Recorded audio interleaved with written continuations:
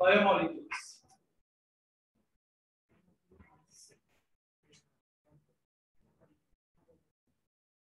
Biomolecules.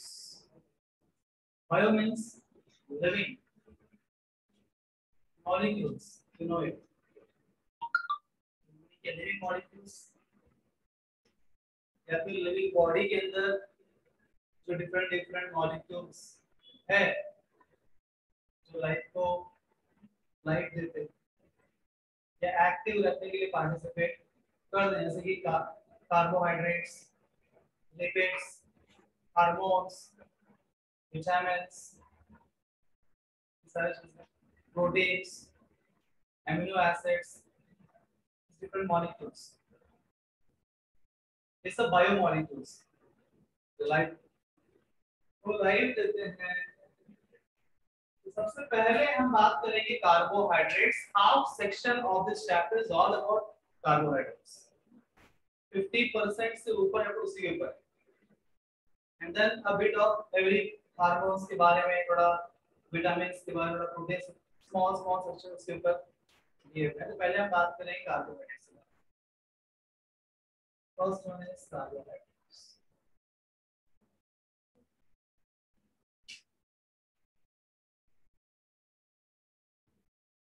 Carbohydrates. सबसे पहले से कार्बोहाइड्रेट्स क्या है? What is carbohydrate? Come in everybody.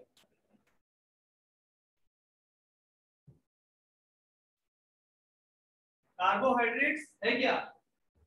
What is carbohydrate? कैसे पहचानेंगे? देखिए बायोमोलिक्यूल है, very good. somebody is saying it is a biomolecule, सही बात है। कहाँ मिलते हैं कार्बोहाइड्रेट्स आपको? भोजन में कौन सा भोजन मिलते हैं carbohydrates? Potato,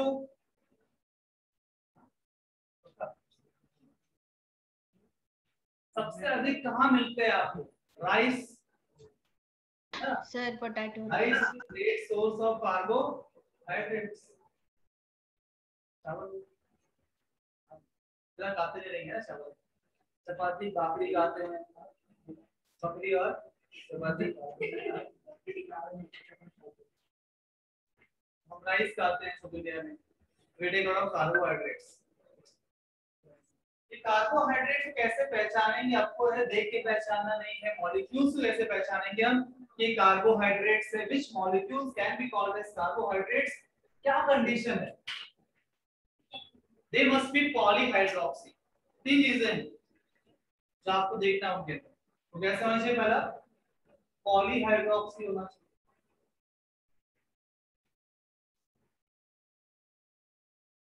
What is polyhydroxy?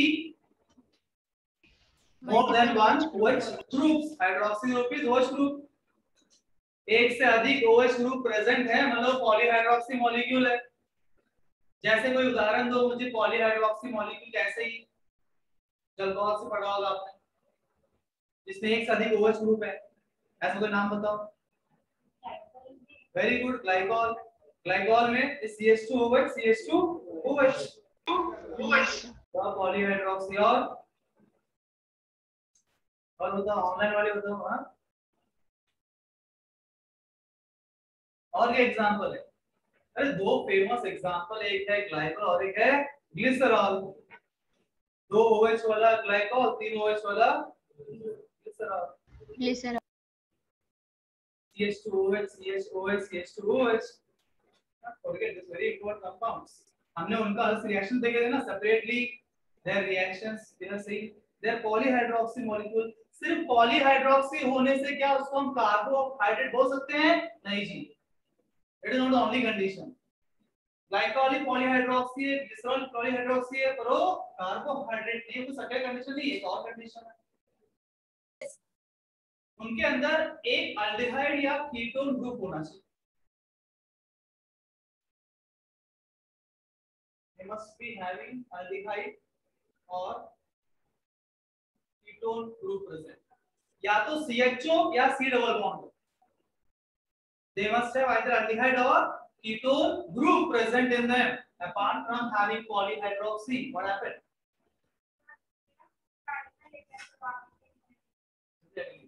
इनको उड़ा दे जाए।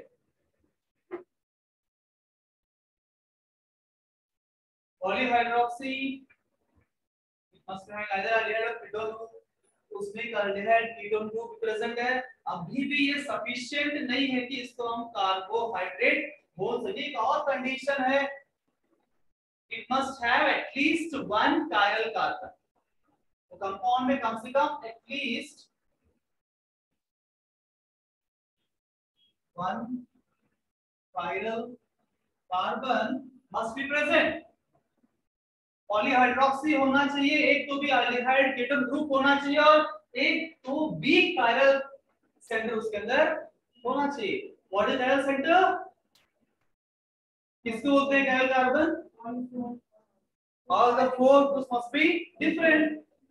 जिस कार्बन के चारों ग्रुप बिगड़े बिगड़े हो उसको बोलते हैं कायरल सेंटर। एक तो भी कायरल सेंटर होना चाहिए। अगर उसमें कायरल सेंटर है तो बहुत पॉसिबिलिटी है कि it is optically active compound. उसका मतलब carbohydrates are optically active, they are optically active compounds, they are chiral centres. किसी को शंका how to identify carbohydrate? No, this is a biomolecules chapter. Unlike जितने चैप्टर में पढ़े हमने अभी तक,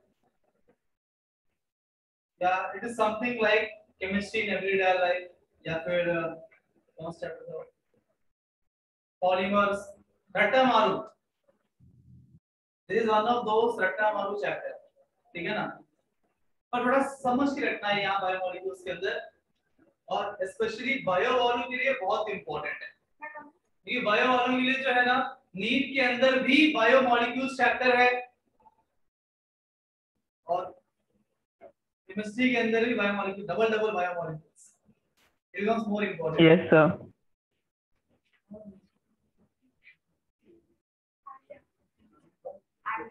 वो बोल मुझे लगा वो आ रही है Sir, अनुष्का, अलीशा, न्यू क्या सा, मुझे लगा आ रही है। excuse me, sir. Sir, बहुत दिन के बाद आए। सर को शायद सुनाने देंगे। इस कार्बोहाइड्रेट्स को मैं इस प्रकार क्लासिफाई कर सकता हूं। Let us classify classification of carbohydrates. पहले आइडेंटिफिकेशन हुआ, excuse me, sir. तो उसके ऊपर क्वेश्चन बन सकता है। यहाँ पे हर पॉइंट इंपॉर्टेंट कार्बोहाइड्रेट्स के अंदर, ठीक है? तो मैं जितने भी क्वेश्चंस नीट में, जेईई में इसमें आए हैं उन सबको मद्देनजर रखते हुए पढ़ा रहा हूँ। बहुत प्रिसाइज कंटेंट का हर बात ध्यान देना। अब इन लोगों का classification. Sir, could you please pin your video because all those who are speaking and coming ना, उनकी विंडो की वजह से इंटरप्शन हो रहा है। तनिष तुम कुछ बोल रही हो? हाँ सर, मैंने बोला कि आप आपके स्लाइड को, आपके अकाउंट को पिन करोगे क्या? क्योंकि जो भी बोलता है या फिर न्यू ज्वाइन होता है ना, तो उसके विंडो की वजह से इंटरप्ट होता है और फिर 2-4 सेकंड बाद दिखता है।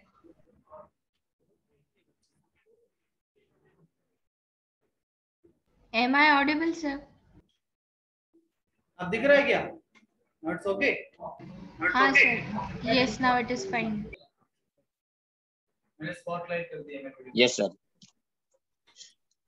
क्लासिफिकेशन तीन तरीके से हो सकता है कार्बोहाइड्रेट्स का।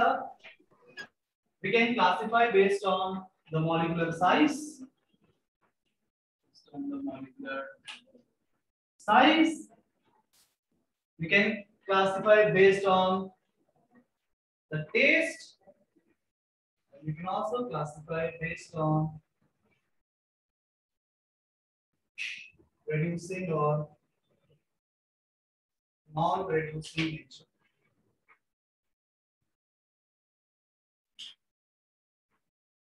We can do classification based on the molecular size or based on the taste or based on reducing or non-reducing nature.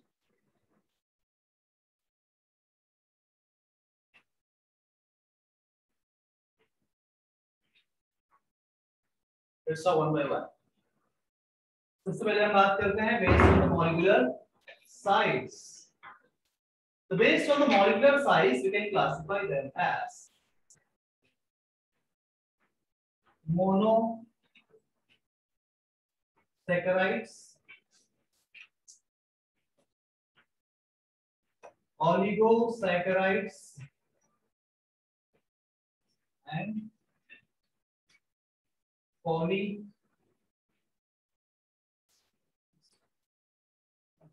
monosaccharides, oligosaccharides and polysaccharides.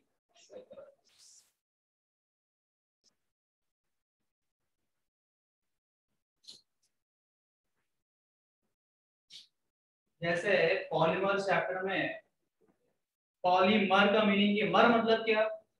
एक सिंगल यूनिट। पॉली मतलब क्या? मैनी, बहुत सारे जुड़ के बने पॉलीमर। और एक सिंगल यूनिट का हमने बोला मोनोमर। तो वहां मर मर मरता या सैकराइड सैकराइड सैकराइड वो नहीं बनेगा। मतलब यहाँ पे एक सिंगल यूनिट जो है कार्बोहाइड्रेट, अगर कार्बोहाइड्रेट जो होते हैं या तो सिंगल यूनिट हो सकता है या फिर मल्टीपल यूनिट्स जुड़ के भी बन सकता है, मतलब poly. That single unit of carbohydrate is called as saccharide. Monosaccharide मतलब क्या? एक ही यूनिट है बस। ऑलिगो और पॉली में एक से अधिक होंगे, मोनो में सिर्फ वो एक यूनिट से बना हुआ है। उसका मतलब क्या? उसको अगर आप हाइड्रोलिसिस करोगे, कोई भी मोनोसैकराइड को आप अगर उसको हाइड्रोलिसिस करोगे तो फर्दर और सिंपलर फॉर्म में कन्वर्ट नहीं होगा। इस उदाहरण के लिए आप सबको एक जो पता है एग्जांपल देता हूं मैं। You know sucrose, right everybody? Sucrose तो यार यस सर। बच्चा यस सर। आप जानते हैं? सर बड़ी हो गई है ना, मैं भूल गई हूं। 8th में, 9th में, 10th में कहीं तो आपने एक रिएक्शन देखा होगा सुक्रोज का। सुक्रोज को आप करोगे हाइड्रोलिसिस तो मिलता है glucose plus fructose. Yes sir.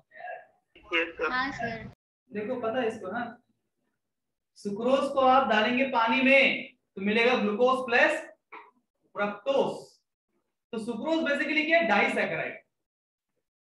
Glucose fructose क्या है? मोनोसैकेराइड। अगर ग्लूकोज को आप फर्दर ब्रेक डाउन करना चाहते हो तो ब्रेक डाउन नहीं होगा, वो सिंपलेस्ट मॉलिक्यूल है।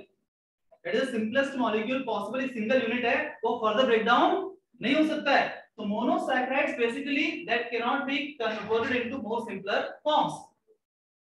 They cannot be further broken down into simpler forms on hydrolysis. Write down that point. So सुन के देखना नहीं है, लिखो। Monosaccharides क्या लिखेंगे आप? These carbohydrates cannot be broken down into more simpler units on hydrolysis. Cannot be broken down into more simpler units on hydrolysis. That means they are the simplest forms, right? That's the meaning. वो single unit है और further उसको break down आप नहीं कर सकते। ऑलिगोसैकेराइड्स जो होते हैं इनके अंदर 2 से 10 मोनोसैकेराइड्स कंबाइन होके बनाते हैं ऑलिगोसैकेराइड्स। 2 हो सकते हैं, 3, 4, 5, 6, 7, 8, 9, 10 तक के अगर सिंगल मोनोसैकेराइड्स कंबाइन होंगे और बनाएंगे कार्बोहाइड्रेट्स, उन कार्बोहाइड्रेट्स को हम क्या बोलेंगे? ऑलिगोसैकेराइड्स बोलेंगे। तो oligosaccharides on hydrolysis they may give either 2 to 10 monosaccharides. Oligosaccharides on hydrolysis can give you 2 to 10 monosaccharides, 2 से 10 तक। अगर 10 से ऊपर हो गए तो उनको बोलेंगे हम पॉलीसैकेराइड्स। अगर 10 से ऊपर हो गए, 10 से ज्यादा मोनोसैकेराइड्स ऑन हाइड्रोलिसिस आपको मिल रहा है, उस कार्बोहाइड्रेट्स उसको बोलेंगे हम polysaccharides. So you guys on my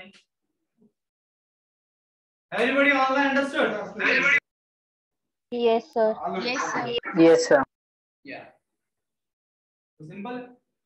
Mono is simple, one monosaccharide एक ही होता है, फर्दर उसका ब्रेकडाउन नहीं होता है। ऑलिगोसैकेराइड कि हाइड्रोलिसिस करने पे 2 से 10 तक के मोनोसैकेराइड्स मिल सकते हैं। अगर 10 से ऊपर मोनोसैकेराइड्स आपको मिल रहे हैं on the hydrolysis of the carbohydrate, that is a polysaccharide.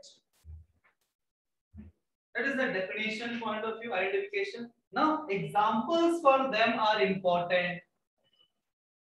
Examples महत्वपूर्ण है। इनके एग्जांपल्स कौन से, उस पे क्वेश्चन आएगा। तो कुछ इंपॉर्टेंट एग्जांपल्स हम लेते हैं। For monosaccharides, examples will be glucose, fructose,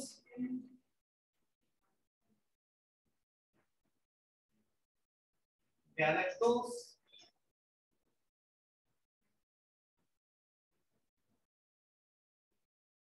mannose, बहुत सारे हैं, ये कुछ लिख लीजिए।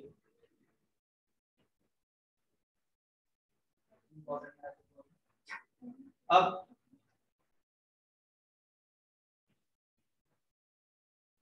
ऐसे आप सब ये सब जानते रहेंगे क्योंकि बायोलॉजी में आपने सब पढ़ा होगा, राइट जया? सर गैलेक्टोज के बाद क्या लिखा है? मैनोस। आदमी का ना ये एक कार्बोहाइड्रेट है, ऐसा कुछ नहीं है, ठीक है ना? सच में सोचोगे आप, सच में सोचोगे मैनोस। एग्जांपल्स फॉर ओलिगोसैकेराइड्स, इसके अंदर हम बात करेंगे डाइसैकेराइड्स के बारे में, बिकॉज़ हमारे सिलेबस के अंदर 3 इंपॉर्टेंट डाइसैकेराइड्स दिए हुए हैं, वो एग्जांपल्स हम लेंगे एनसीईआरटी के हिसाब से। तो oligosaccharides we have sucrose, maltose and lactose. Sucrose, maltose and lactose. All these three are basically disaccharides. They are disaccharides. Sucrose का अगर आप करेंगे हाइड्रोलिसिस तो आपको मिलेगा ग्लूकोज और फ्रक्टोज। फ्रक्टोज का आप करेंगे हाइड्रोलिसिस तो आपको मिलेगा ग्लूकोज और ग्लूकोज, दोनों ही ग्लूकोज बनेंगे। अगर आप लैक्टोज से करोगे हाइड्रोलिसिस तो मिलेगा ग्लूकोज और गैलेक्टोज। पता है आपको? नहीं पता? लिख लीजिए। Sucrose on hydrolysis will give you disaccharide 2 मिलेगा, कितनी मिलेगा? ग्लूकोज और फ्रक्टोज मिलेगा। माल्टोज करेंगे हाइड्रोलिसिस तो क्या मिलेगा? 2 आपको मिलेंगे, 2 glucose, glucose plus glucose. Lactose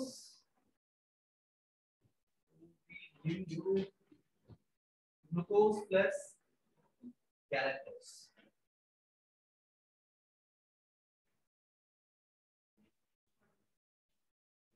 यहां तक किसी को शंका?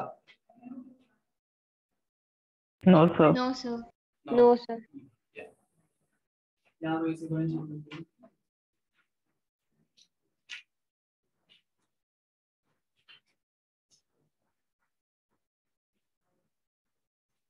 इतने oligosaccharides. For polysaccharides, the examples you can write is. The example NCERT examples क्या है? cellulose,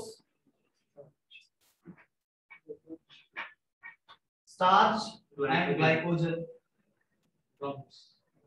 ये 3 एग्जांपल जो पॉलीसैकेराइड्स है। 3 पॉलीसैकेराइड्स हम पढ़ेंगे यहाँ पे एनसीईआरटी के हिसाब से, वो 3 है, cellulose, starch,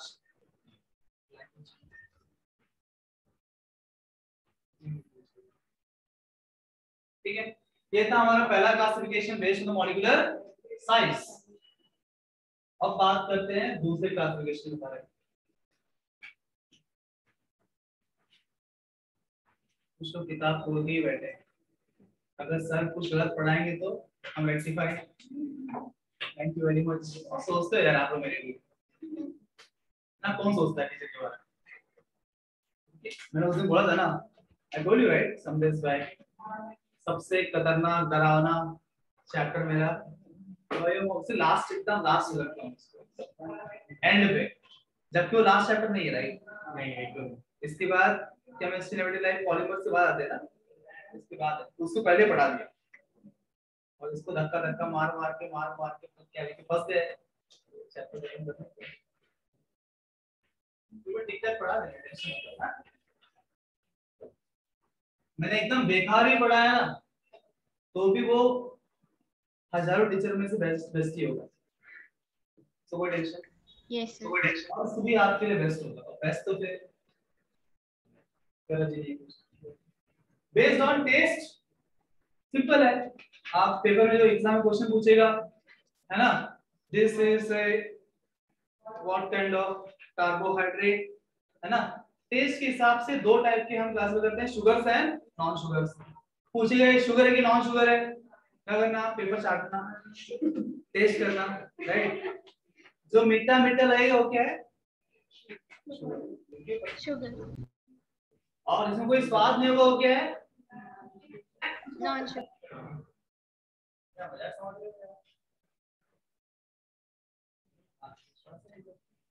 Based on taste, we have two types, sugars and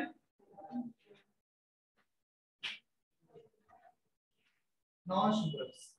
जो होते हैं मीठे वो है sugars. Sugars are basically sweet in taste.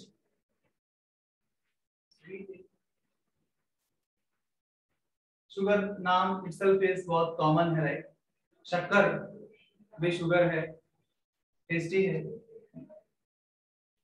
जबकि जो नॉन शुगर्स होते हैं कार्बोहाइड्रेट्स को नॉन शुगर बोलते हैं, मतलब टेस्टलेस होते हैं, they don't have any test.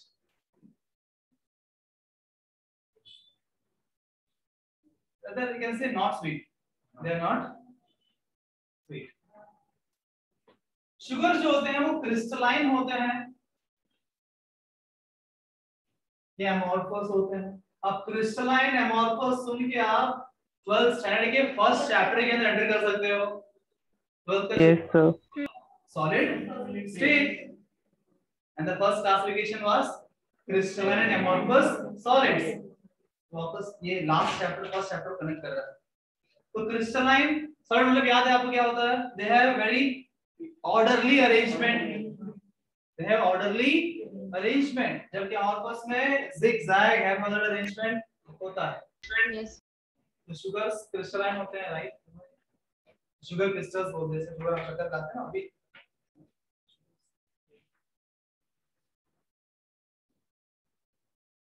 एक और डिफरेंस इनके बीच में है, sugars are soluble in water, soluble in, जबकि जो नॉन शुगर्स है वो इनसॉल्युबल होते हैं। Sugars are soluble in water, non-sugars are insoluble in। Examples क्या दिया NCERT के लिए? NCERT एग्जांपल्स ही पढ़ना, उसके बाद क्वेश्चन नहीं आएगा इस चैप्टर में से, यहाँ पे नहीं आएगा। जितने भी थियरेटिकल चैप्टर्स है वो NCERT मैक्सिमम कवर करेगा। शुगर्स के एग्जांपल क्या दिया NCERT? दिया ही नहीं है, क्या बात है।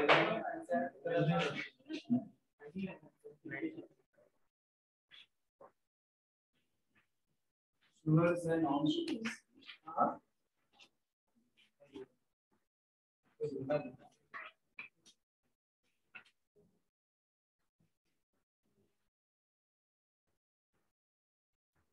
सर जो most common sugar use in homes, monosaccharides है, जितने भी monosaccharides like glucose, fructose, mannose, galactose, ये सारे शुगर्स है। जितने भी ओलिगोसैकेराइड्स है वो भी शुगर्स है। ऑल द, लिख लो वैसे, all monosaccharides and oligosaccharides are sugars and all the polysaccharides are non sugars। बहुत सिंपल होगा अभी।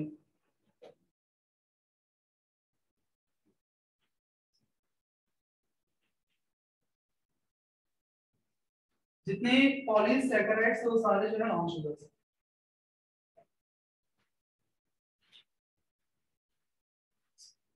यहाँ तक डन सभी को?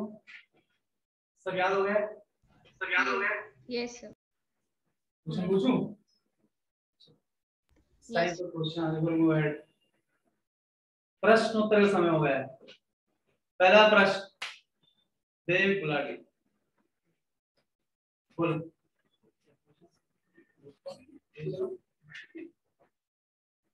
सुक्रोज का फॉर्मूला क्या है?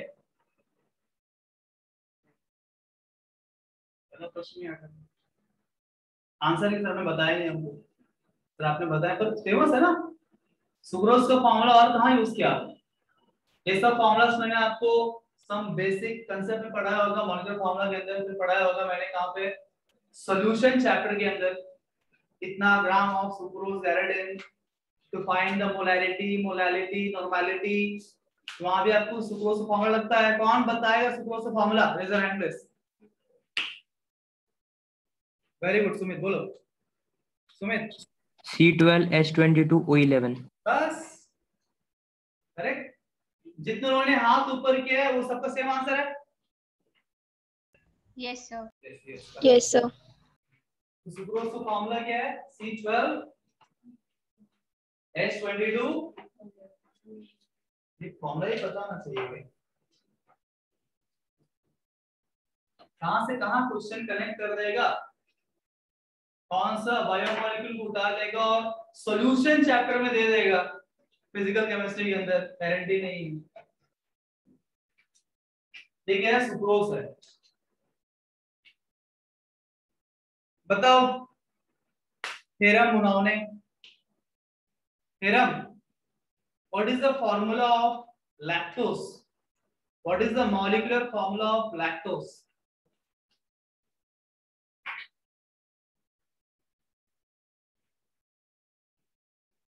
No answer. सर ये तो आपने नहीं बताया था, मुझे याद है। सुक्रोज पढ़ा, लैक्टोज हमने नहीं पढ़ा। Very good. कौन बताएगा लैक्टोज का फॉर्मूला क्या है?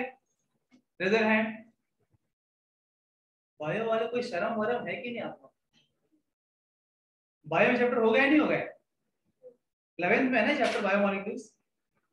हुआ है सर। हुआ है। हुआ है। तनवीर बोल रही हुआ है, क्या फायदा है? कुछ नहीं पता। बायोमोलिक्यूल्स बायो लोग पता होना चाहिए। सेम फॉर्मूला है। पुश करो तो पुश कवर ये है, तीन आपके पास है डाइसैकेराइड्स, तीनों फॉर्मूला सेम। सुक्रोज का भी यही फॉर्मूला है, लैक्टोज का भी यही फॉर्मूला है, माल्टोज का भी यही फॉर्मूला है। आप बोलेंगे सर तीनों का फॉर्मूला सेम है, फिर तीनों सेम है क्या? नहीं, तीनों सेम, स्ट्रक्चर अलग। फॉर्मूला सेम है तो डिफरेंस क्या है सर? जानना है आपको? जानना है तो फिर बने रहिए हमारे साथ इस चैप्टर के अंदर, है ना। बहुत जल्द हम ये डिफरेंस क्या है उसके अंदर, फिलहाल तो आप फॉर्मूलास ध्यान में रखिए। क्या sucrose, maltose and lactose all three have C12H22O11 formula, तीनों ही डाइसैकेराइड्स। अच्छा, what is the formula of glucose? C6H5OH। What is glucose? C6H12O6। हाँ सर। यही फॉर्मूला है ग्लूकोज का, और यही फॉर्मूला है फ्रक्टोज का, और यही फॉर्मूला है गैलेक्टोज का। हमने बोला ना इसको आप हाइड्रोलिसिस करोगे। सुक्रोज को आपने क्या मिला, क्या आपको? ग्लूकोज और फ्रक्टोज सुक्रोज के लिए। माल्टोज से क्या मिला? 2 ग्लूकोज मिला। और लैक्टोज से क्या मिला? ग्लूकोज और गैलेक्टोज। तीनों फॉर्मूला सेम है, डिवीजन कैसे ही होगा क्योंकि तीनों फॉर्मूला भी सेम है। ग्लूकोज, फ्रक्टोज और गैलेक्टोज का फॉर्मूला तीनों का भी यही है, सेम है तीनों का फॉर्मूला।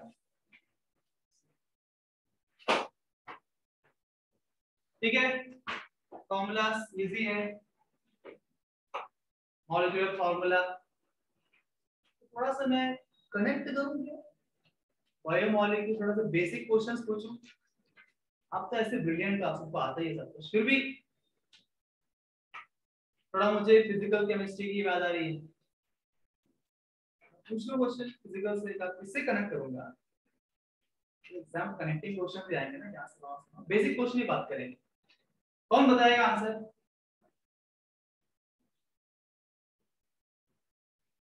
ये बताएंगे, वो दो हाथ ऊपर कर दिए sir. That is the spirit, that is the spirit. Vaidya T की B, Vaidya V, very good, stand up, बोलो Vaidya. What is the empirical formula of galactose? ये क्वेश्चन एग्जाम में आ गया जी, आ सकता है ना? किस चैप्टर क्वेश्चन है? I am connecting to which chapter? हाँ जी, हाँ बताइए। Basic concept of chemistry. क्या बोल गाली दे रहे हैं? अरे ओए, चैप्टर का नाम बताओ। Some basic concepts of the first chapter of chemistry। Sir यही तो बता रही थी। डबल आवाज जा रहा है क्या? सर मैं बोल रही थी कि मैं भी यही नाम बता रही थी, तो आप कह रहे हैं गाली देने। हाँ ठीक है, thank you. Some basic concepts of chemistry। बताओ, क्वेश्चन एग्जाम में पूछ लिया, ये टॉपिक है सिलेबस के अंदर, empirical formula. What is the empirical formula of galactose? क्या बताओ? नहीं बताएंगे? तुम बताओ। हाँ, C1H2O1। क्या आप सहमत है? Yes, sir. Yes, sir. Yes, Rashmi, sir. what is your answer?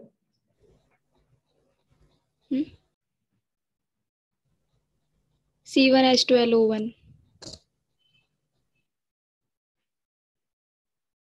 H2O1. Madam कोई दिक्कत नहीं है, बेचारी कैसे बताएंगे? बताओ, 12th में है ना, 11th का उसको हुआ नहीं है तो।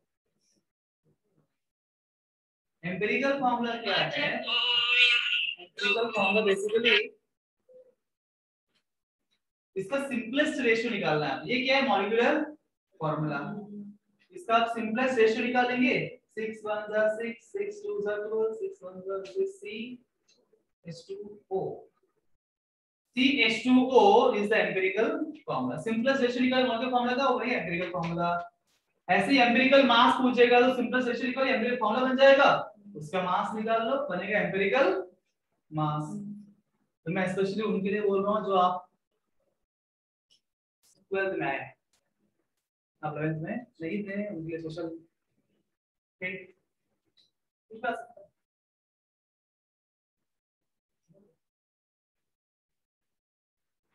Good.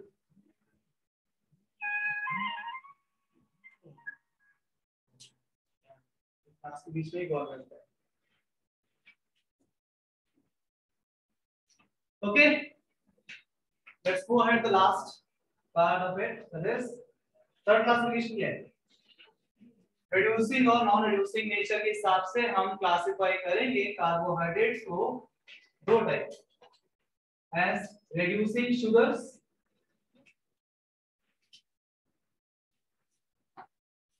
and non-reducing sugars। Reducing and non-reducing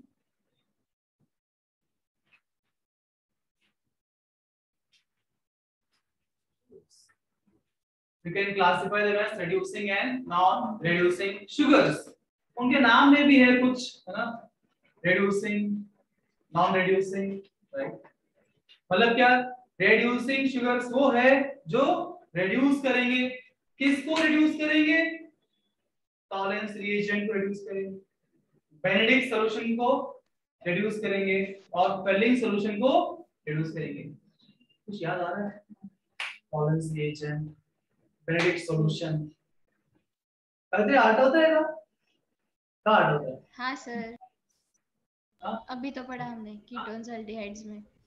aldehydes और कीटोन्स को डिफरेंशिएट करने के लिए, एल्डिहाइड्स और कीटोन्स को डिफरेंशिएट करने के लिए हमने इस्तेमाल किया है तीन solutions, Tollens reagent, Fehling solution and Benedict solution. बताओ जब एल्डिहाइड्स को हम रिएक्ट करते हैं इनके साथ तो क्या होता है कौन बताएगा? Online. Yes Tanishq. Sir Tollens reagent के साथ कीटोन्स रिएक्ट नहीं करते, एल्डिहाइड देते हैं, और फेलिंग्स के साथ भी सेम। करेक्ट। ये सिर्फ एल्डिहाइड से रिएक्ट करते हैं और बनाते हैं respective carboxylic acids, and they are mild oxidizing agents. They oxidize aldehydes to carboxylic acids, और कीटोन्स को नहीं कर पाते। अच्छा, अगर ये लोग कीटोन्स को ऑक्सीडाइज नहीं कर पाते हैं तो फिर कौन करेगा? मैं करूंगा? नहीं। ऐसे क्या देखेंगे? कौन करेगा? तुम करोगे?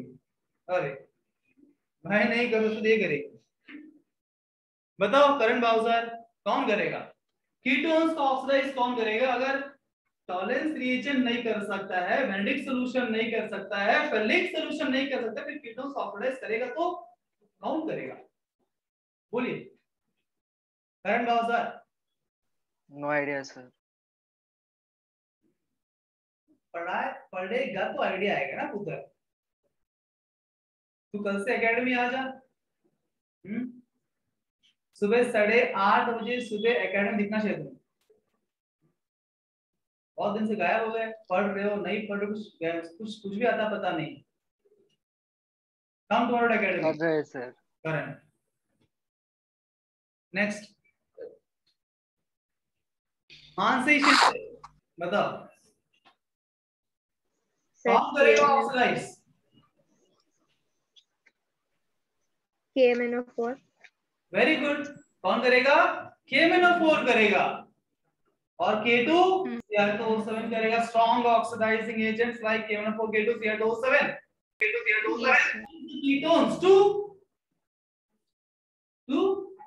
acids, obviously Acids. aldehydes ketones को ऑक्सीडेशन करने पे एसिड्स के अलावा और कुछ आ रहा है क्या? हमारा नहीं है। स्टेप्स है, क्लास एसिड ही है ना, हाइड्रोकार्बन्स, हाँ। aldehyde ketones, acids, इस लैडर एसिड्स। एसिड्स ही मिलेंगे। अच्छा, कीटोन्स को ऑक्सीडाइज करने के लिए आप KMnO4 से करते हो तो एक कीटोन कितने एसिड देगा? Option A 1, option B 2, option C 3, option D 4। कौन बताएगा? Raise your hand please. तनवीर ने हाथ ऊपर कर दिया। हाँ तनवीर बोलो। Sir 2। Very good Tanveer. Tanveer आजकल बहुत स्टडी कर रही है। देखा आप तनवीर का नाम देखा आपने? मैंने कल पोस्ट किया था ग्रुप में, कितने क्वेश्चन प्रैक्टिस लास्ट वीक बच्चों ने किया देखा? हाँ कल मैंने आपको ग्रुप में पोस्ट किया था किस किस बच्चे ने लास्ट वीक कितने कितने क्वेश्चन टॉप 10 बच्चों से किया था। मैंने देखकर कुछ शर्म वरम आया कि नहीं? शर्म कर रहे हम मुंह छुपा रहे आज से आया नहीं? शर्म आया? और तुमने क्या किया उसके बाद? शर्माया। शर्माया तो शर्माया, उसके बाद पढ़ाई करता था। मैं सिर्फ केमिस्ट्री की किया है। देखो भाई 12th का एक बच्चा नहीं है टॉप लिस्ट के अंदर। सब बच्चे कौन से हैं? 11th के हैं। देखो हाँ तो बेशर्म है ना आप लोग। ना मॉर्निंग बैच, ना इवनिंग बैच, ना केडी केमिस्ट्री क्लास, किसी का नाम ऊपर में नहीं है। किसका नाम है? 11th। जबकि आपको अधिक करना चाहिए, आपका एग्जाम नजदीक है ना, उम्मीद एग्जाम बहुत दूर है। पर क्या ऐसा नहीं हो रहा है? देखा आपने, दिखाता हूं आपको। नीचे डालो ताकि आपको समझेगा कि आपका पोजीशन कितना भी क्लास कर लो जी कोई फायदा नहीं है। प्रैक्टिस के बिना आप सक्सेसफुल नहीं हो सकते। Only practice practice practice can give success. Lectures कितना भी आप कर लो, किसका भी कर लो, कुछ फायदा होने वाला नहीं है अगर आप प्रैक्टिस नहीं करेंगे तो। सृष्टि वाइकर, ये जो मैंने आपको डाला ना वो ई लाइब्रेरी का है। टोटल क्वेश्चंस के सॉल्व ई लाइब्रेरी उसने पिछले हफ्ते 1 वीक में 1531 क्वेश्चन सॉल्व किए लाइब्रेरी से। उसके अलावा सांदीपनी की जो ऐप है उसमें से उसने सॉल्व किया 1400 समथिंग। टोटल 2900 के आसपास उसने एक हफ्ते में क्वेश्चन सॉल्व किए हैं दोनों मिला। कल गिफ्ट स्लिप होने वाला है टॉप 3 लोग। अनुजा अवार्ड में 14 और उसमें कुछ 30 question 2700 2900 per week they are solving questions.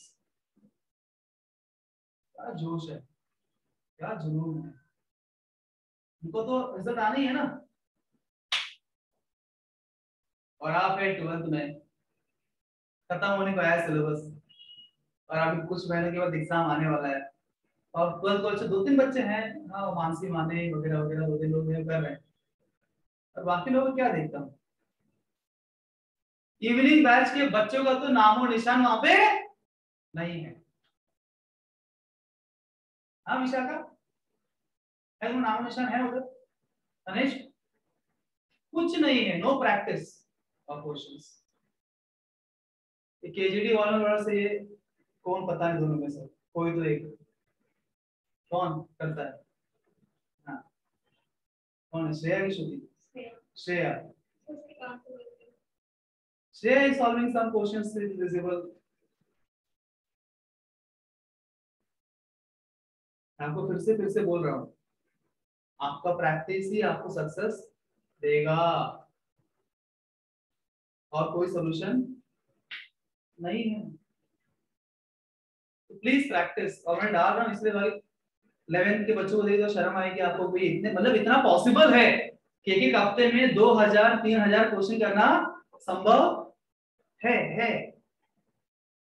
मैं इतना भी आपको नहीं 3000 नहीं बोलूंगा, कम से कम यार 100 क्वेश्चन तो कर लो। 100 क्वेश्चन केमिस्ट्री के, 100 क्वेश्चन फिजिक्स के, 100 क्वेश्चन मैथ्स के या बायो के, जो भी पीसीबी पीसीएम आता है, हफ्ते में 300 क्वेश्चन तो करो, इतने जल्द रखो अपना, सॉल्व इट। एंड ऐप में क्यों बोला प्रैक्टिस नहीं, इसलिए बोला मैंने क्योंकि अभी वो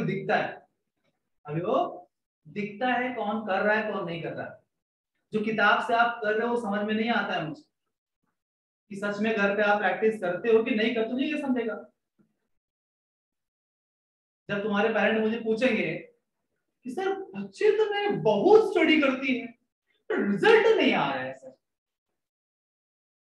सच में स्टडी करती है क्या, ये तो भगवान जाने, मैं कैसे जानूं?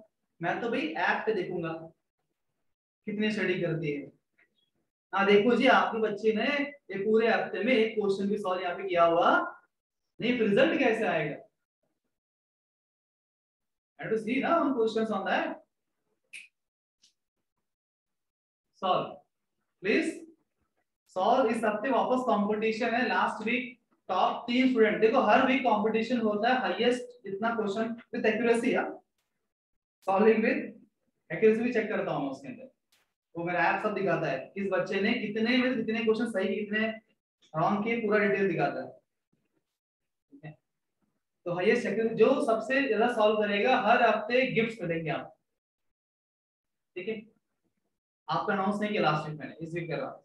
लास्ट वीक 11th तक उसे 11th वालों ने बहुत ज्यादा वो गिफ्ट पाने के है ना, जिन्होंने बहुत सॉल्विंग दिन भर, अब बाकी लोग भी सॉल्व कर रहे हैं सब 11th दिन भर बैठ के टाका फुल बिजी है सॉल्विंग करने में, तो आपको भी गिफ्ट मिलेंगे। तो अगले वीक में दिखना चाहिए कि 12th के बच्चों को कम से एक आध गिफ्ट तो होना चाहिए, टॉप 3 में से एक नाम तो 12th के बच्चे होना ही चाहिए। कोई इज्जत है कि नहीं आप? नहीं है ये बोल रही नहीं है हमको नहीं चाहिए, कम ऑन डू इट। 6 महीने हम करेंगे गेम चेंज, और गेम चेंज करने का एक ही तरीका है, प्रैक्टिस प्रैक्टिस एंड। अब तक आपने कुछ भी किया कुछ टेंशन मत, अभी भी नए नए आए आप लोग जो भी आए हैं, डोंट वरी, अभी आज तक आएगा राइजे इज इंपॉर्टेंट, क्या कराइए प्रैक्टिस कराइए, जो भी नहीं आ रहा है क्या कराइए बुक मार्क कराइए, है ना। आप सॉल्व नहीं आ रहा है लिखने के ऊपर है ना बुक मार्क ऑप्शन ऐप पे, बुक मार्क कर दो, वो जमा हो जाएंगे वहां पे एक जगह पे, समझे। वो क्वेश्चन डाउट जब हम लेंगे जैसे लेते हैं ना 8 बजे के बाद, आप बोलेंगे सर डाउट जमा हो गए, चलो भाई लेते हैं डाउट सेशन, डाउट क्लियर हो गए बुक मार्क निकाल लो, ये क्लियर हो गया मेरा, ये क्लियर हो गया, राइट। प्रैक्टिस जो नहीं आ रहा है ठीक करो, पूछो, क्लियर हो जाएगा concepts. All the best, I hope next week I'll be seeing all of you in the list, practicing some hundreds and thousands of questions. Right? Yes, sir. Good. तो reducing sugars reduce करते हैं किसको? They reduce those carbohydrates, जैसे लिख लो आप, those carbohydrates which can reduce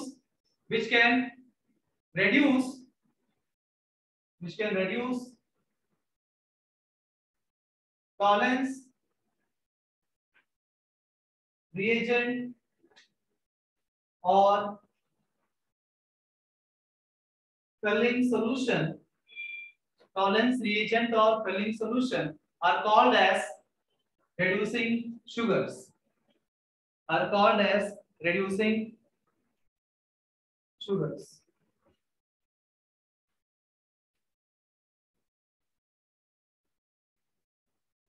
And other way around क्या होगा? उसके लिए डेफिनेशन क्या होगा? उल्टा कर देंगे. Those who cannot reduce Collins reagent or filling solution are called as non-reducing sugars. Start it that way.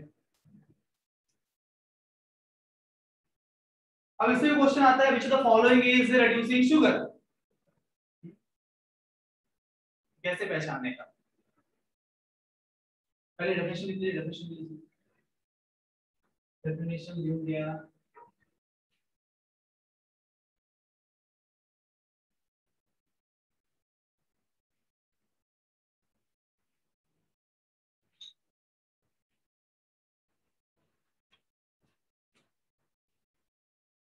जितने भी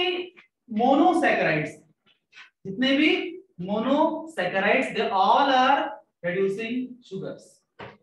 All the monosaccharides are reducing sugars. All the monosaccharides are reducing sugars.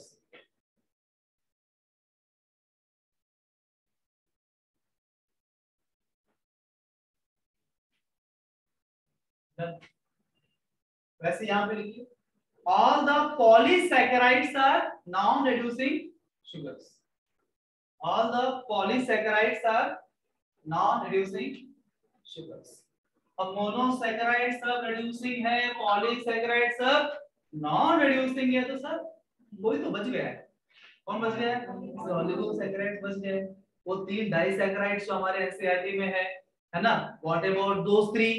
वो तीनों में से कौन reducing और कौन, मतलब वो लोग फिक्स नहीं है, कुछ reducing कुछ नॉन reducing, पर वो 3 इंपॉर्टेंट है. मैंने बोला एनसीईआरटी के कौन?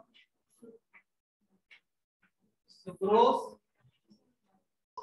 maltose और lactose. Maltose and sucrose are reducing sugars, and sucrose is a non-reducing. Among the disaccharides, maltose and lactose are reducing sugars. Sucrose is a non-reducing sugar.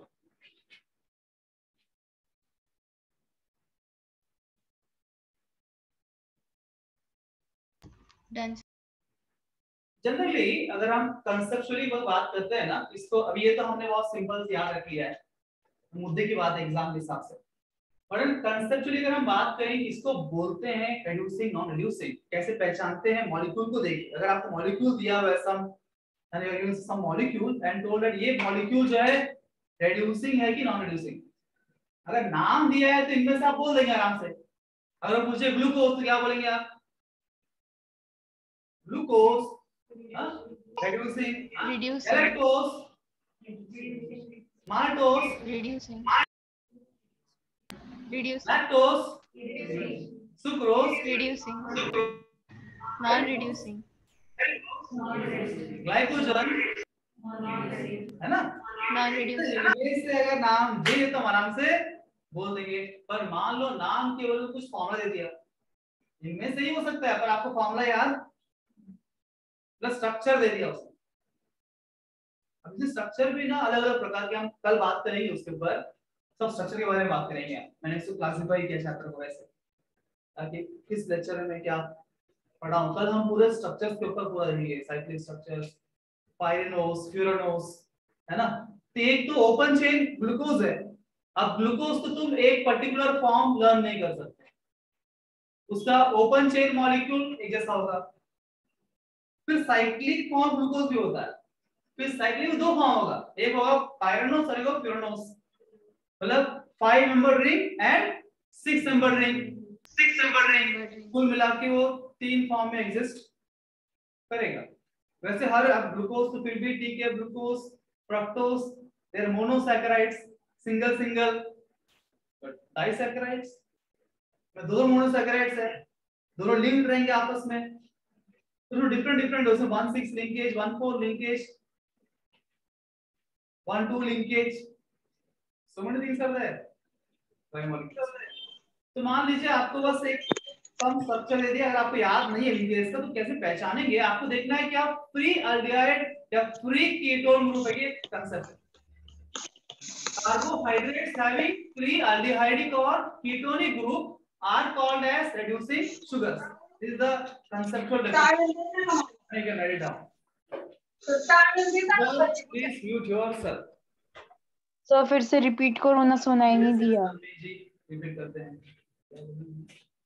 Carbohydrates having free aldehydic or ketone group. Carbohydrates having free, free aldehydic or ketonic group are called as reducing sugars. Basically they can act as reducing sugars. Free मतलब क्या? What is the meaning of free? अब free का दो meaning होता है। जब word free सुनते हो फ्री, एक फ्री क्या है?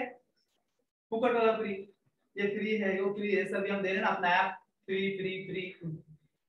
मुझे कॉल्स आ रहे हैं, फ्री है उसके लिए बहुत कॉल्स आ रहे हैं, बहुत रजिस्टर कर रहे हैं लोग अपने ऐप, वो पूछते हैं सर कैसे यूज करने का, फिर आज कॉल के बोलते हैं सर फ्री आए ना, ऐसा नहीं ना यूज करने का तो पैसे पूछेंगे आप, फ्री है फ्री 3 महीने के लिए हो, फ्री है 3 महीने के बाद 3 महीने मतलब ऐसे होने लगता है स्ट्रेटजी, अगर 3 महीना अगर बच्चे मैंने सेट किया है, अगर वो स्टूडेंट 3 महीने में इतने क्वेश्चन सॉल्व करेगा, ऐसे काउंट रहता है, मतलब वो अच्छा स्टूडेंट कर रहा है प्रैक्टिस, उसको अगले 3 महीने का फ्री मिलेगा, फिर उसमें सॉल्विंग किया तब इनका फ्री मिलेगा, मतलब वो लाइफ टाइम फ्री यूज कर सकता है, वो एक्टिवली उसको यूज करेगा। तो अगर ऐसे ही पड़ा है ऐप मैंने दिया उसको, कुछ ढंग का यूज नहीं कर रहा है तो फ्री दे, कोई फायदा उसको नहीं, ऐसा ना लॉजिक ऐसा है, यूज करेंगे तो फ्री में, नहीं करना तो फ्री है। हम लोग बहुत खुश हैं, तो फ्री वो मैंने और फ्री किया है सर, आप फ्री है क्या आज? मानस बोलता है sir when are you free, can I call you when you are free, बोला फ्री फ्री फ्री पहले तो फ्री, यहां पे वो कौन सेकंड वाला फ्री है, कुछ वैसा फ्री मतलब ये एल्डिहाइड कीटोन ग्रुप जो एंगेज नहीं, मतलब किसी और से लिंकेज नहीं बना रहे, ये लिंकेज क्या है आपको समझेगा, लिंकेज क्या है, पर लिंक बनाने के लिए कम से कम 2 तो होने चाहिए ना, कम से कम 2 रहेंगे तो आपस में वो लिंक करेंगे, है ना, 2 यूनिट कंबाइन डाइमर बनाएंगे, 3 यूनिट ट्राइमर टेट्रामर, है ना, पॉलीमर क्या होता है।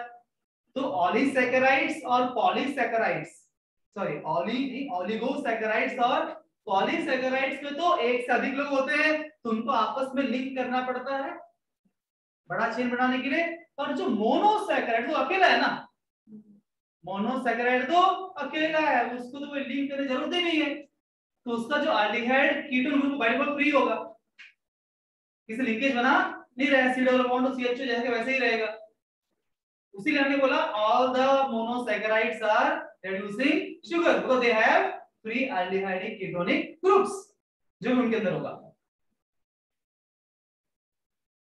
बट पॉलीसैकेराइड्स में हमने बोला भी वो लोग कोई भी रिड्यूसिंग नहीं है। अब in case of poly as well as disaccharides दोनों में लिंकेज होता है, पर अब देखना ये है, कल देखेंगे, देखना ये है लिंकेज किससे फॉर्म कर रहे हैं, जब दोनों आपस 2 मॉलिक्यूल लिंक कर रहे हैं, अगर उनका लिंकेज ये एल्डिहाइड कीटोन ग्रुप के साथ लिंकेज हो रहा है, उसके माध्यम से हो रहा है, तो वो एल्डिहाइड कीटोन ग्रुप क्या हो गया, एंगेज हो गया है, लिंक फॉर्मेशन, वो लिंक बनाने में बिजी हो गया है, तो फ्री है क्या अभी? तो मैं फ्री नहीं हूं, मैं फ्री नहीं हूं, मैं तो भाई दोनों को जोड़ने में बिजी हूं, अगर उस लिंकेज का फॉर्मेशन में वो अल्डिहाइड कीटोन ग्रुप अगर जुड़ जाता है तो उसको फ्री अल्डिहाइड कीटोन ग्रुप नहीं बोलते। अगर कोई ऐसा दो मॉलिक्यूल जुड़ रहे हैं पर उसमें उनके पास जो अल्डिहाइड कीटोन ग्रुप है वो इन्वॉल्व नहीं हो रहा है, बाकी जो हाइड्रोक्सी ग्रुप्स है, बाकी जो कार्बन है, वो आपस में लिंक करके बॉन्डिंग बना रहे हैं, अल्डिहाइड कीटोन ग्रुप फ्री है। या फिर दो लोग है ना, दोनों में किसी एक का ही फ्री है, एक का यूज हो रहा है और एक का यूज नहीं हो रहा है, तो भी एक तो है, एक तो भी एंगेज नहीं और फ्री है, तो मतलब वो रिड्यूसिंग होगा। अब कैसे पहचाने भाई उस स्ट्रक्चर को देख के फ्री है कि नहीं? अगर आपको जानना है तो फिर आते रहिए संदीप अकेडमी के अंदर। कल हम इनके बारे में बात करेंगे। अभी मैं आपको कुछ और बेसिक जो स्ट्रक्चर्स है, बिकॉज कल हम बात करेंगे ये सब चीज लिंकेज के बारे में वगैरह वगैरह, सेकेंड्स के बारे में। उससे पहले जो बेसिक मॉलिक्यूल्स है, ग्लूकोज, फ्रक्टोज, गैलेक्टोज, पैनोस, है ना, इनके स्ट्रक्चर आपको लर्न करना है। क्या करना है? ये लर्न करना है और बाकी अपने आप बाई कंसेप्ट आ जाएगा, क्योंकि इनको जोड़ जोड़ के ही बाकी सब बनाना है, राइट? तो इनको लर्न करना पड़ेगा।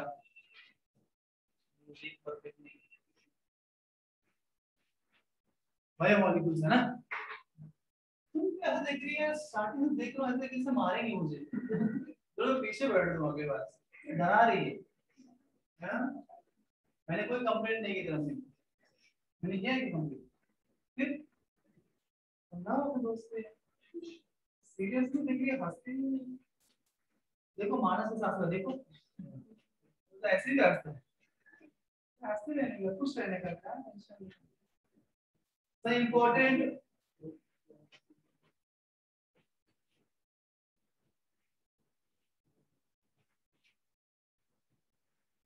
ये सारे प्लीज आपको लर्न करके आएंगे स्ट्रक्चर्स को। ये पहला है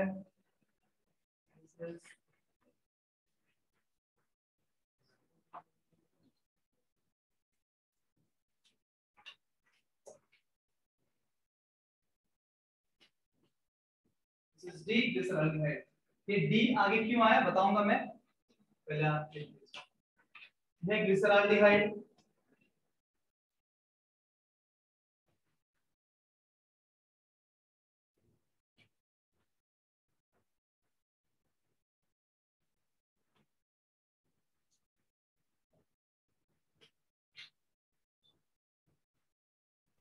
सर वो कंपाउंड दिख नहीं रहा है सर,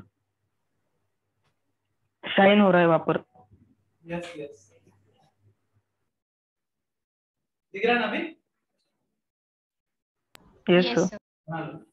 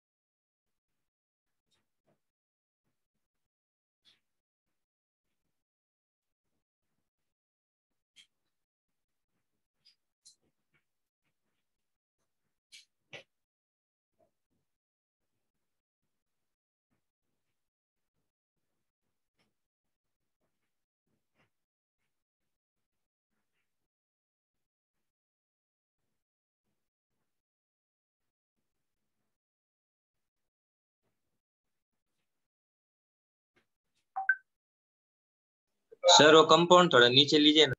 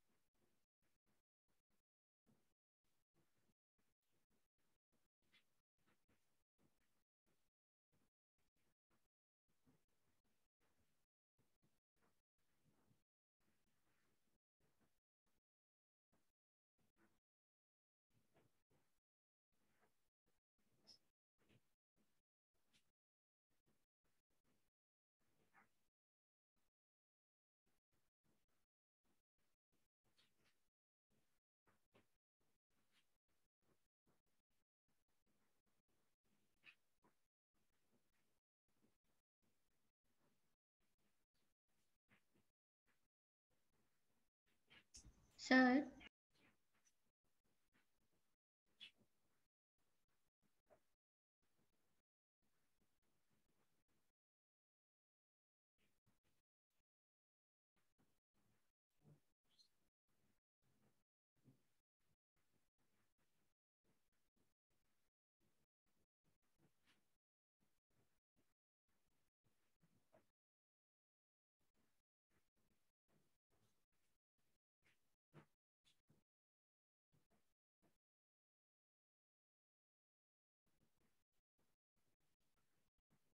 आपको बस कैसे ऑलमोस्ट एक जैसे लग रहे हैं, बस थोड़ा OH ग्रुप इधर उधर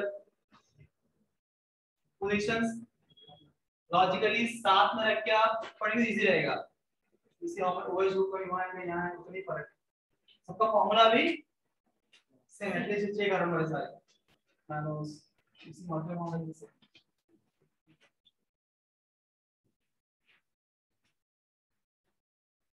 तो यहाँ पे जो D इसका यहाँ पे हम यूज कर रहे हैं D.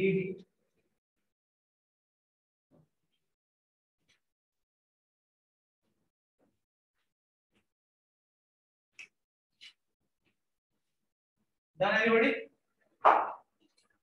Yes sir. Yes sir.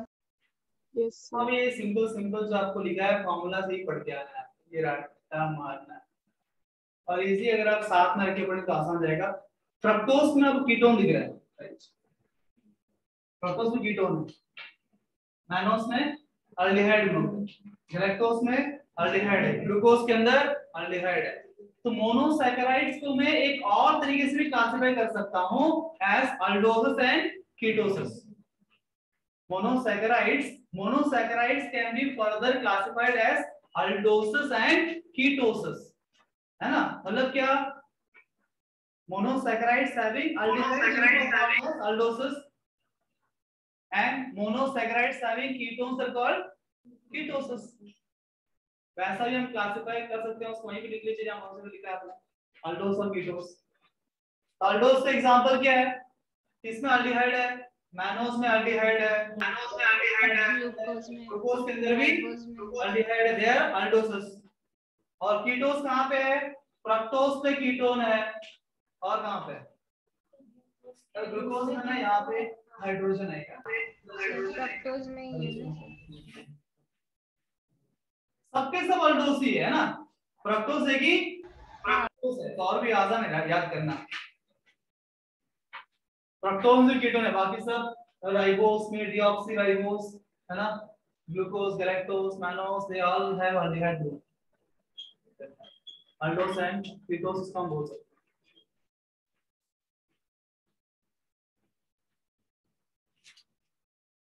Right, याद हो गया? पूछूं?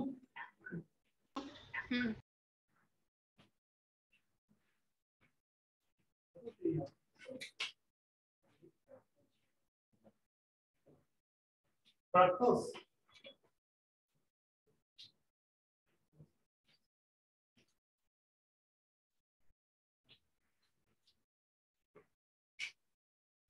देखो तो ध्यान से। अच्छा एक बात, यहाँ पे डी दिया ना, बोल रहा था डी के बारे में। ये डी कौन सा डी है?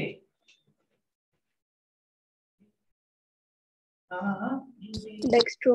ड्यूटेरियम कहाँ से आ गया है यहाँ पे? Deuterium glucose, deuterium fructose use कर रहे हैं हाइड्रोजन, बोल कर रहे हैं हाइड्रोजन। कौन सा डी है? क्या डेक्स्ट्रो। प्राप्ति क्या बोल रही है? डेक्स्ट्रो।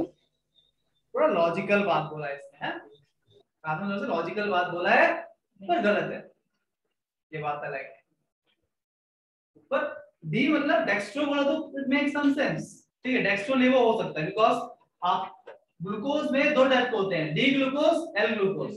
ऐसे D fructose, L fructose, D mannose, L mannose. पर अधिकतर जो है डी का ही इस्तेमाल होता है सब जगह, उसे डी का मैंने सोच दिया आपको। अगर आपको एल ग्लूकोज चाहिए तो कोई टेंशन, सिंपल काम करना है। क्या करना है? अगर आपको चाहिए एल ग्लूकोज, ध्यान दीजिए सभी, ध्यान दीजिए, ये डी एंड एल कॉन्फ़िगरेशन है। Whatever D and L is configuration. किसके आधार पे कॉन्फ़िगरेशन है? सेकंड कार्बन है ना, यहां आपका अल्डिहाइड ग्रुप, उसके बाद कार्बन, ये कार्बन, ठीक है? इस कार्बन पे OH ग्रुप का पोजीशन बताएगा वो डी है कि एल है।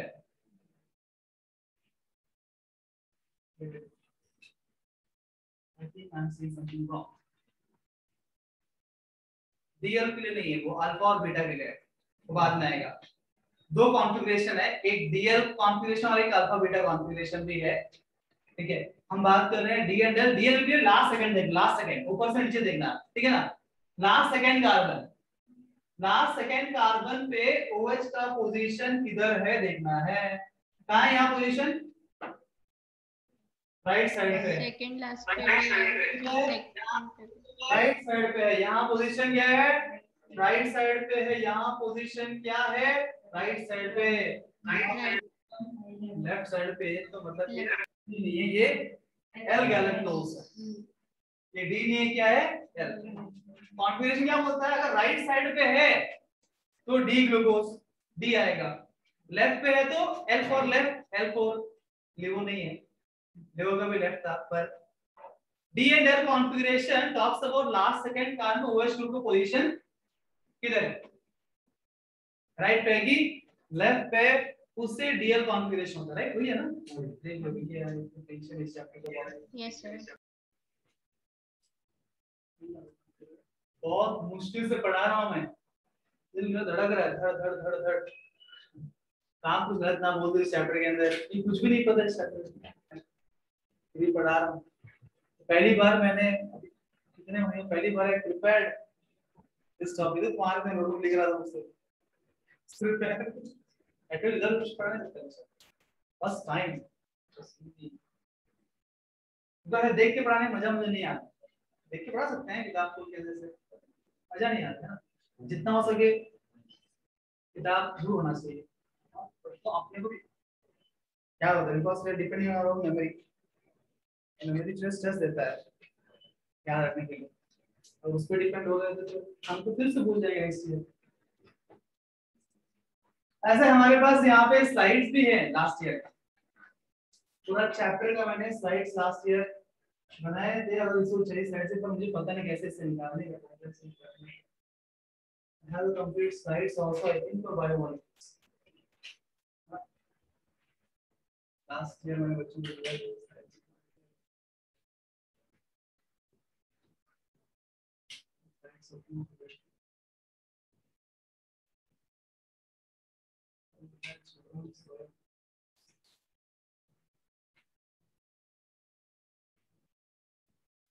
केमिकल बॉन्डिंग के टेस्ट आज कल सॉरी एमाइंस पे टेस्ट 3 है ना। टेस्ट 2 कुछ लोगों ने नहीं दिया, एमाइंस टेस्ट 2 कुछ लोगों ने नहीं दिया है। अगर ऑनलाइन से ऑफलाइन आ रहे तो ट्राई करने का संभावना।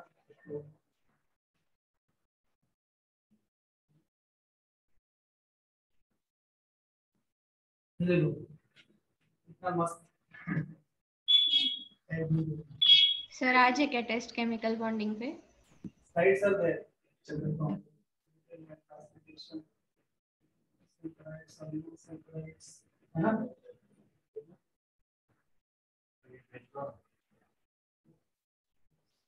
स्ट्रक्चर के हिसाब से कल करेंगे, ठीक है ना।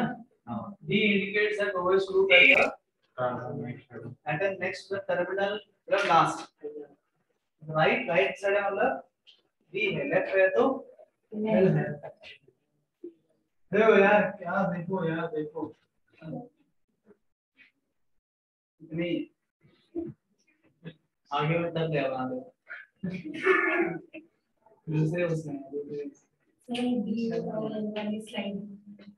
DL ये वाली इससे पहले वेरी टेंशन मत लो, समझ आ रहा है ना आपको क्या पढ़ा रहा हूँ। देखो मैं इतना पढ़ाऊंगा, देखो मैं इसका गारंटी दो आ गया तो मुझे कुछ मत बोलना आगे तो समझ रहे नसीब खराब था पर नहीं आना चाहिए। अब तक तो नहीं आया लास्ट ईयर, आप लोगों को देख के डर लग रहा है, आपका नसीब।